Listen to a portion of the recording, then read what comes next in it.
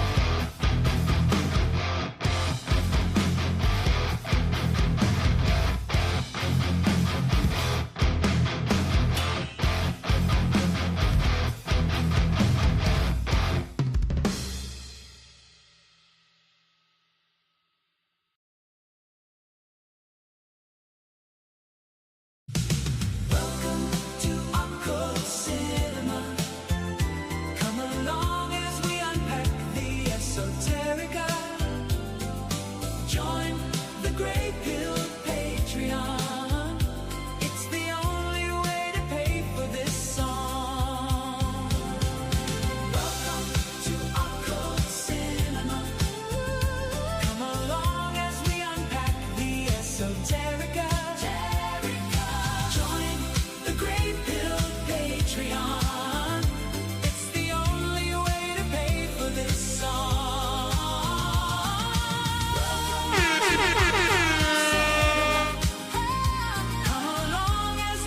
What is going on, everybody? Good evening. Turn that down. And welcome back to Greypilled Podcast. I am your host, Jules, the handsome Hierophant, the Mississippi Mystic, the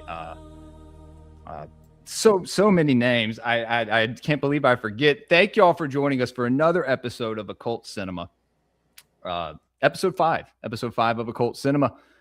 A banger. We got a banger for y'all, but before we get started, go ahead and be sure to share the stream, get it out there. It will be going private after the show. This is a Patreon show. There's 4 other episodes of Occult Cinema. It has 4. It's not that much, but it's better than nothing. Better than most people. Patreon show who I heard don't even put stuff on Patreon. What is up with you guys? Tonight, I am joined by 2 friends of mine. I have Headless Giant in the fucking house. The Hellenic shit poster. You got to change that from schizo poster to shit poster. And Zerilath Eternal, the bare-chested, excuse me, runic It works too, I think. Yeah, no, that's what I first thought of. Headless. I had another. Oh yeah, the feral pagan himself, guys. You know him. You love him. You remember him. If y'all don't remember, me and Headless and I had a show called Rustic Gods. We did about 14 episodes. They were bangers. Let's go check those out on YouTube and wherever else you can find them, Rumble. And Headless, what's going on, man? It's good to see you, dude. It's good to see you. How's it going? It's been too long, man. Yeah, it has been a while. I've just been doing a lot of CQ radio, trying to get the white Christians up to speed on what they're actually engaging in. Hopefully we can get into that a little bit on this very program, because it's not just a movie. This is a psyop. So we're going to get into that as it goes through. But there's something I'd like to talk about as we set the stage.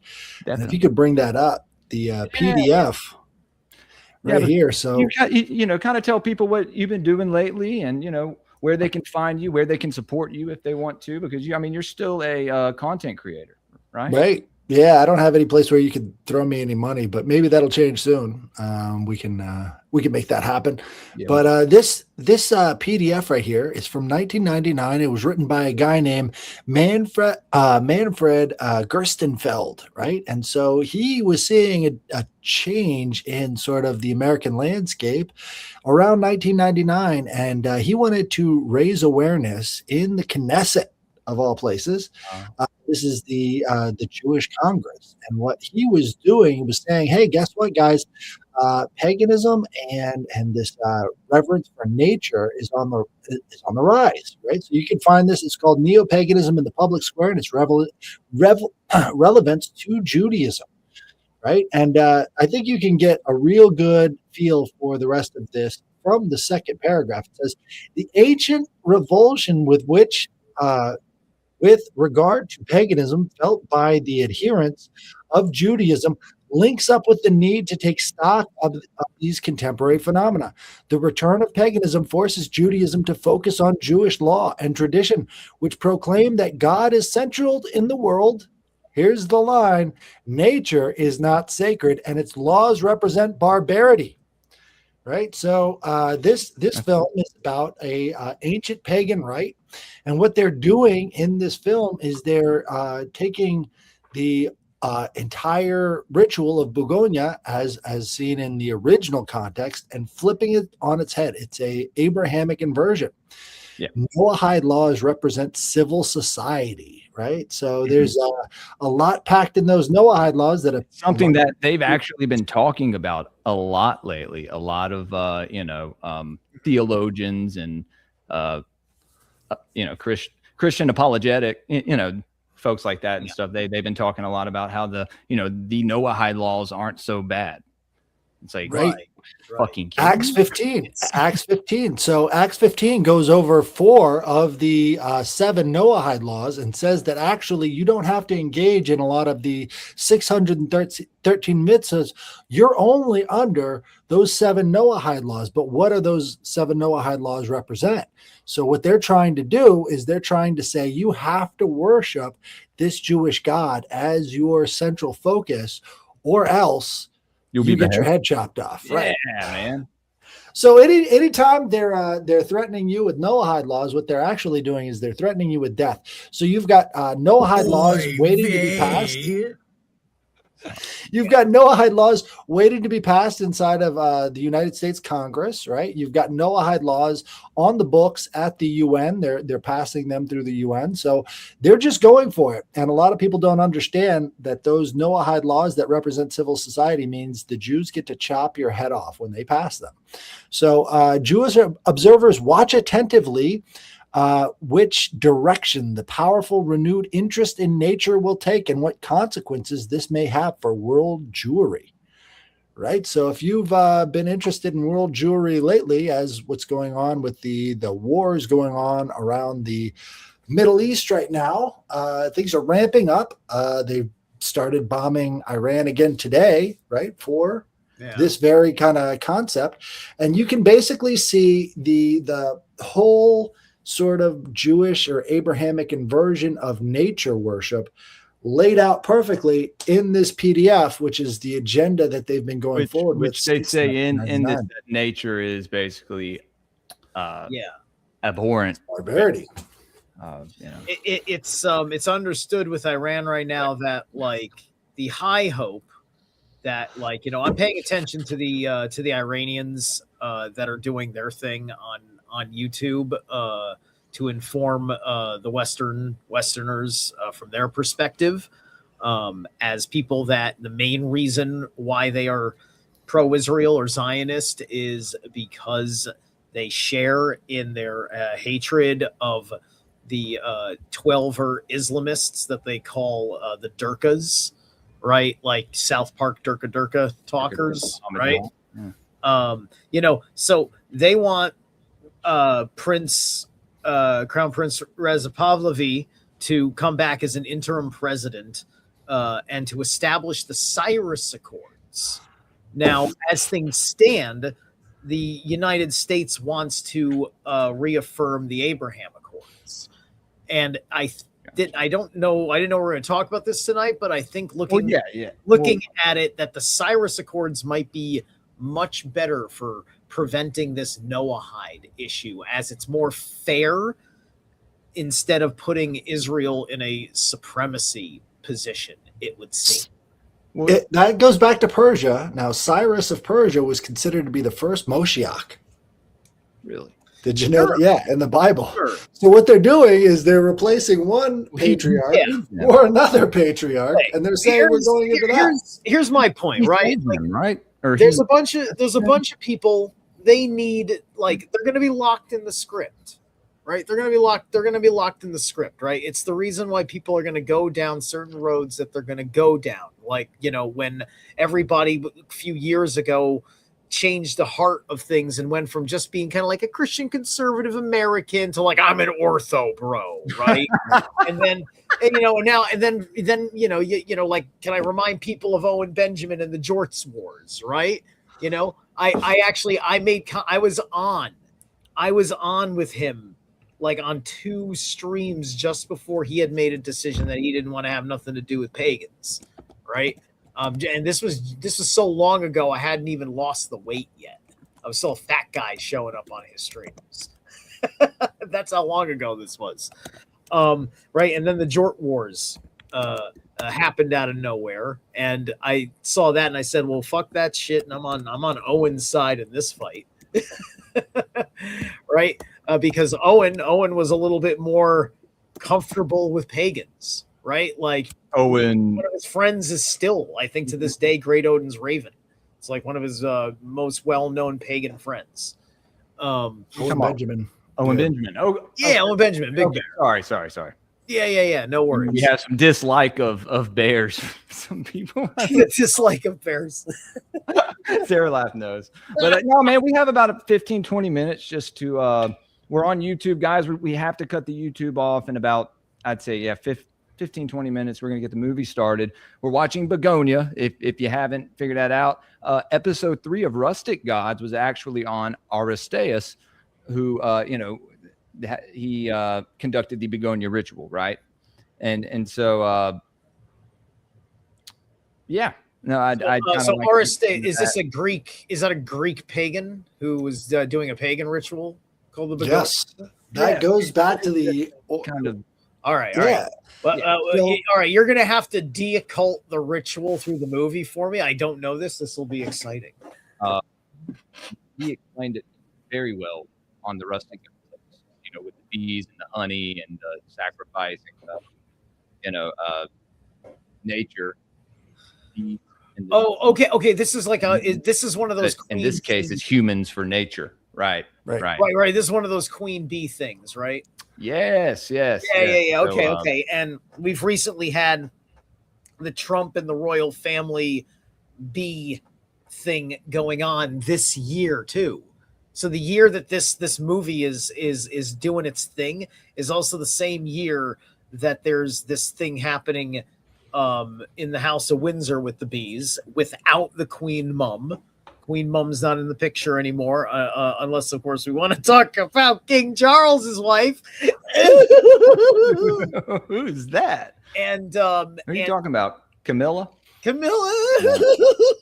Camilla, like, sure, her name is so damn close to like Dracula. Like, knowing Dracula, I don't hold, like, actually that's a benefit to King Charles, but unfortunately it's his Baal Lilith cultist bloodline side that I tell me that he has to go, regardless how much I like his Dracula blood. But Carmilla is like the first vampire. She's more evil. She's the most evil and like the real kind of thing that is to be worried about. Dracula is just terrifying because he's a dragon warrior. Well, we know that they are from the I guess the Windsor family is from the what's that? The Saxe-Coburg, which goes back to Vlad the Impaler, right? And then right. That's the idea. Brag about it. As well as all those German roots associated, right? Just like and that's all Queen Victoria. There's circumstances to the House of Windsor though that makes them outsider Germans instead of normal kind of insider Germans, and I can't get into that right now because I didn't know we'd be talking about that. No, but that comes into the issue that the House of Windsor is perhaps an inferior bloodline that hijacked the throne, and it might be a moot point at this point because I think England's probably done with monarchy. Cooked. They're cooked. Totally cooked, dude. Yeah, no, I mean they're going to be. I mean, yeah. I don't want to speak ill of England for what's happening right now, but good Lord, man. Like, it was one thing when the House of Windsor was responsible for defending Christians. Now he's defending Muslims, Christians, and Jews according to how they're going to interpret it. Right. Well, I was going to say, do the Muslims have to go under the same 7 Noahide laws as the Christians do? Yep. What about the Satanists? Do they have to do it as well? Yep. You get it? Isaiah 45:7. Isaiah Satanism 45:7. It's all in the Abrahamic paradigm, guys. Sorry, but it has nothing to do with European folk religions. At the end of the day, I just think that the Odinist is going to be the Muslim Antichrist. Of all fucking features that the Muslim Antichrist, the Dajjal, I think he's called. Start calling them Musulman again, dude. It's the same formula. He's got to have one eye. He's got to have a missing eye. Well, and this guy would be the quote Dajjal or whatever, right? Like, well, again, like what a lot of people don't understand about the writing of the Bible and the writing of the Quran and the writing of all these things is that they were not fishermen. They were not carpenters. They were high-level scribes that had spent their entire lives studying these holy documents at places like Alexandria in the case of the Old Testament and in the New Testament. And for the Muslims, I mean, they openly admit that they had a lot of help from Jewish authors writing the Quran. So what we're seeing now is the collapsing of these other two faiths into Noahidism, and that means a necessary collapse of all the identity groups, unless you keep your native identity, which most people have no conception of whatsoever. So this is all about identity. If you know anything about performing ritual magic, it's about identity. If you can change the way you see yourself, you can change the world around you. And if you can, put that out to a wider, perspective, you can kind of understand how these ancient magicians who wrote this stuff would be wanting to go after people's identity, national identity, personal identity. And you have all of these, rabbis saying today, Christianity is finished and we're going to replace it with Noahidism. Yeah. Islam is finished. It's going to be replaced with Noahidism. All of these major religions are going to get collapsed and they're going to go over to Noahidism. I don't know if that's going to be successful or not. The only way that, Christianity stands a chance is if paganism rises up as sort of the counterweight to Christianity. If not, they're just going to go into Noahidism. Otherwise, they're not going to even keep their Christian identity. Yeah. You see, like having a good sense of Christian diversified kind of thought in America. I think that, there's a lot of people that are just very secular, that are Christian and like they're not really pagan, but when it comes to the quote moral conversation, right? It's like, like the pagan isn't doing anything like wrong. The worst thing we might be doing is animal sacrifice, but guess what? You just, had a cheeseburger or something like that, unless we're fucking arguing with vegans and that, like they get to fucking be a pain in the ass because they didn't eat an animal in the last fucking night. That's what people, and we'll move kind of move on from here. But like people don't understand that about the Molech sacrifices. They were only found in this certain part of the world where the Jews were, these altars with these certain, these fucking mosquitoes. I'm in my garage for people who don't know. This bowl that they would heat up and then place the infant or the sacrifice inside the bowl. This was found, in mainly like Hebrew is, like Jewish areas. Right. And and they were Molech, because Moloch is not a deity. I've said it 1,000 times. I'm beating a horse. I'm beating him to death. I'm burning him on the pyre. Dude. Moloch is not a deity. You can't find him in any Ugaritic text, any Sumerian text. He's not Marduk. People stop trying to do that. I've seen you on TikTok. You suck. Moloch is a sacrifice and a burnt offering, which is talked about all throughout the Bible, done unto Yahweh. Probably way more so than Baal. Let's be honest. Well, I mean, like, right, sure. And I would also just mention, like, like the way the Spartans, there's plenty of eugenics with Spartans. Just like they would leave their kid out to die in the hot fucking sun.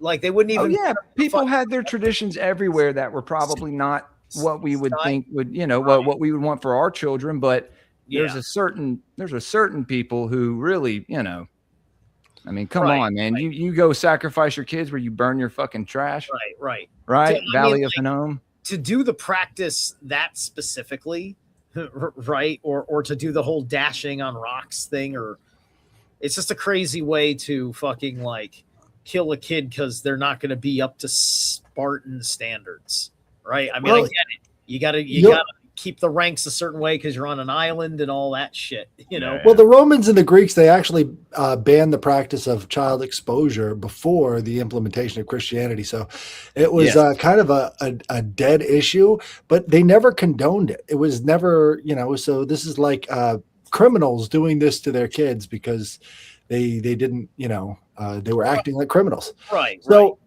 this is a book from 2007 called Passover of Blood, The Jews of Europe and Ritual Murders, originally published as an as Italian is a controversial 2007 book written by Ariel Toaf, the Italian-Israeli professor of medieval Renaissance history at Bar Ilan University. The book caused an international uproar because it validated the aspects of blood libel, a century-old anti-Semitic. Look at all these buzzwords they had to throw in there. Shit. Claiming that Jews murdered Christian children to use their blood in Passover rituals. They did this.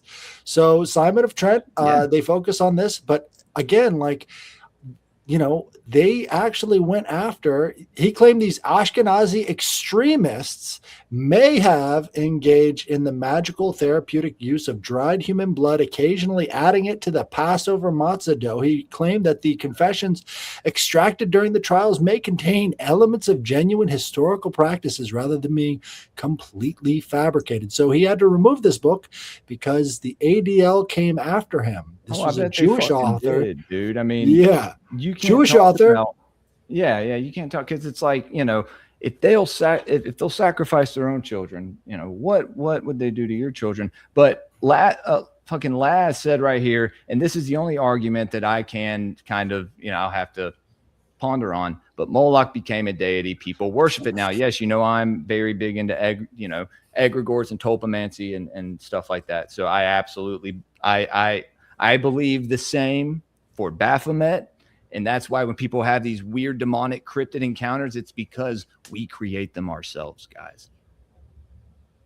And I went on Shane Cashman's show almost 2 years ago now, maybe close to that. I think some of them. I was going to say, you know, I think the devil is an egregore, like the red devil with the tail. And, you know, there may be some people. I think Napoleon had an experience in the pyramid with a red being, this kind of red entity that he had a supernatural experience with. I think there's there's kind of three orders of things. I think there's the egregores. I think that there's the spirits that have kind of always been around, and then you have what comes with the portals opened when they kind of have, when their religious order is able to establish itself on the land, and they're openly functional in being capable of doing ritual and becoming the new tonal landscape of effectively the world, right? Yeah. Getting into like how the Dasein of the land and the people who live in it has that changeover, right? You know, we experienced this when people's values shifted in the pandemic, and certain freedoms and liberties and things were sacrificed at a certain kind of altar to be forced to live this particular way for a great tribulation 2.5 year style period, as they ran that fucking script. Talk about running on your nerves when you're someone like me. And then afterwards, we once that lifted, we were living in this weird nexus that couldn't be like how it was. And it was confused about whether it still was the new way that it was fighting so hard for. And now we're in this strange period where we're forcing our way through on the direction that may have been lost when the events of 6 years ago changed the leadership in this country and the fundamental policies of our time moving forward. Right. Well, on that note, I mean, you got to look at the mass migration policies as they came about really strongly after the COVID vaccine was introduced. Right. So you got to have a mass die off and then a mass replacement. Well, I don't think the COVID vaccine went off the way that they expected it to. There were a lot of places hit very hard by it, but mostly people tried to keep away from it. So what we're seeing now is sort of like what happens when a plan falls apart. And so they're having that sort of resurgence of identity, which they're not really capable of putting back into a neat little box. Yeah. And it's obvious to me that they have several plans that have fallen apart because that's out the bag. You know, because that's out the bag. the idea that most of the reality we've been experiencing recently was effectively a Truman Show for Charlie Kirk, and then when Charlie Kirk was offered on the altar of sacrifice, the gloves came off because the Sorry, Slayer. people condoned. You said it. The people condoned it, and that told the elites how the ritual was going down, and they made decisions. Right? I said this in a video I was doing just recently. I said, like, yeah, like they killed Charlie Kirk, and the elite said, all right, for you, we will be a lot more like literally Hitler for you now. Right? You know, so like Trump's not being fascist in my fucking world. He's being fascist in the world, but you know, as far as the evils of this is an anarchist talking, because you know all you guys who love government, well, here's what you get for loving government. So Trump is giving you all the love of government you ever asked for in accordance to your actions and your inability to understand reality and why certain laws are just not going anywhere, especially the way you handle them. And so he's being fascist to all sorts of other people. And I'm just like, dude, like just chill out with your behavior, because I'm pretty sure this fascism is about behavior, which is just how you enforce the law. So stop being assholes.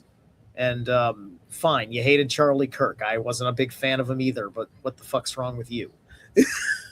Well, okay, guys, we have to cut to YouTube. All right, let's figure out how this all ties into Bugonia. Or we'll sit here and fucking talk for hours, and it'll be midnight. We'll be like, we'll have to reschedule. Anyway, everyone from YouTube, go over to Twitter, go over to Rumble, and yeah, we'll see you over there. You can also go to Patreon if you want to support the show, because if you don't watch it all tonight, you'll have to tune in tomorrow. We will probably be cutting Twitter at some point. So, hey, real quick, I got to hit remove on the drop tab. That doesn't drop me from the show. That just takes me off the live stream, right? Yeah.